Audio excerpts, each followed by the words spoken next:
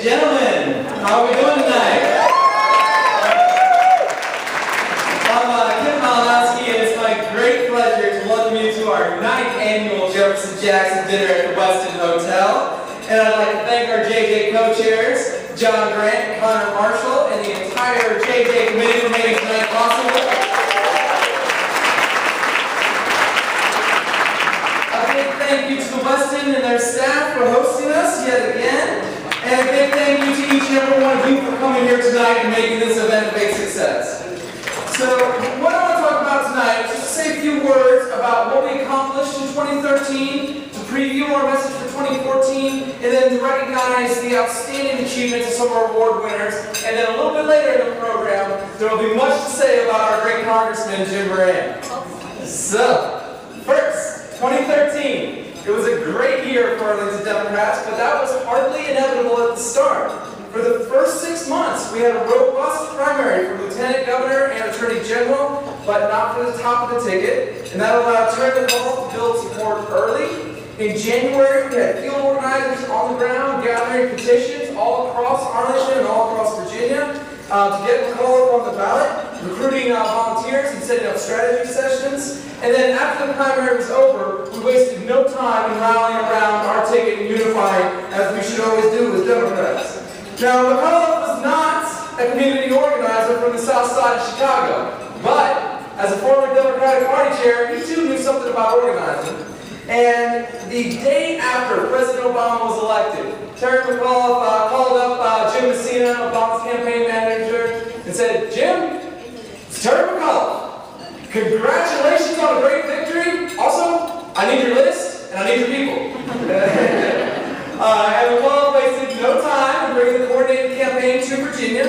And in Virginia, our chair, Mike Lieberman, worked as hard as possible to make sure there was no daylight between our local committee and the statewide coordinated campaign. So we were off to a great start. And our joint campaign co-chairs, our county board member Barry Hines, Paul Ashton, Amy Dawson at the start, and Max Burns at the finish, did a fantastic job with the joint campaign, crafting a great positive message for the members. At this dinner last year, we had all three of our statewide candidates here. Terry McAuliffe, Ralph Northam, and Mark Herron addressed us, and they all spoke about their values, equality, opportunity, and shared prosperity. And they translated these values into policies. Marriage equality, prioritizing job creation, scaling back standardized testing, and expanding Medicaid. And that's a fight we still need to win. Yeah.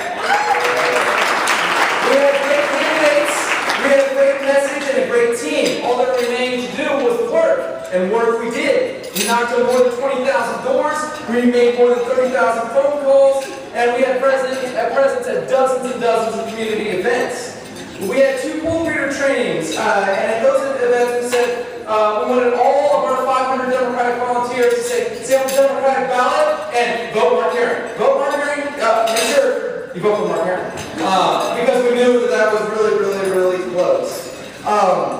And we, all of these events, all of our sample ballots, all of our campaign was paid for by this dinner. It was paid for by the Roosevelt Society members. It was paid for by the Gold Card members, and that made such a difference in what we could do. So we never before have equaled the amount of efforts that we put forward in a non-presidential year, and we won every single one of our races. Yeah. And our margin several times over for our Attorney General, and what a difference Attorney General Mark Herron has already been making. Yeah.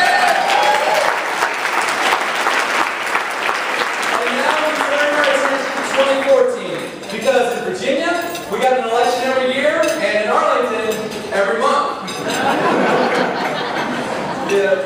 At the top of my ticket, we've got Senator Warner, a former entrepreneur, a former governor, a father of 3, and Warner's focus on ensuring that everyone had the same opportunity to succeed that he received. He wants to focus on fiscal responsibility.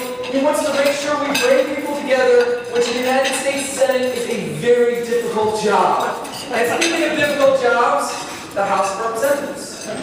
Now, since we haven't had this month's election, I can't tell you who our nominee is going to be.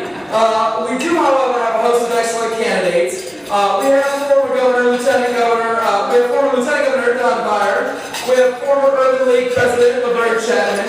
We have State Senator Adam Evan. We have Alexandria Mayor Billy Yule. We have Delegate Patrick Coteau with 2 tables. We have Professor Derek Hyra. We have radio host Mark Levine.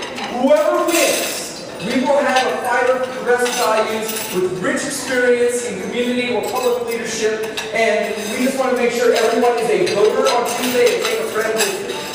Folks, we are lucky to live in Arlington. We have exciting candidates, we have terrific dedicated Democratic elected officials, and this is the reason we have the lowest unemployment rate in the state, we have a low and declining crime rate, and we have wonderful schools, and that's why people want to keep on moving here.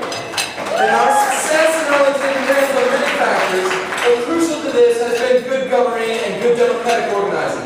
We depend on dedicated, thoughtful volunteers who are willing to give up their time and talent and treasure too for what they believe. Ladies and gentlemen, it's now my great pleasure to recognize some extraordinary individuals who have gone above and beyond all that's been asked of them, and we want to make sure we recognize their great contributions over the year 2013 and into 2014. So ladies and gentlemen, we can give it up for these for our awards for Democrats who really stepped up last year. So we just put your hands together for just a few minutes.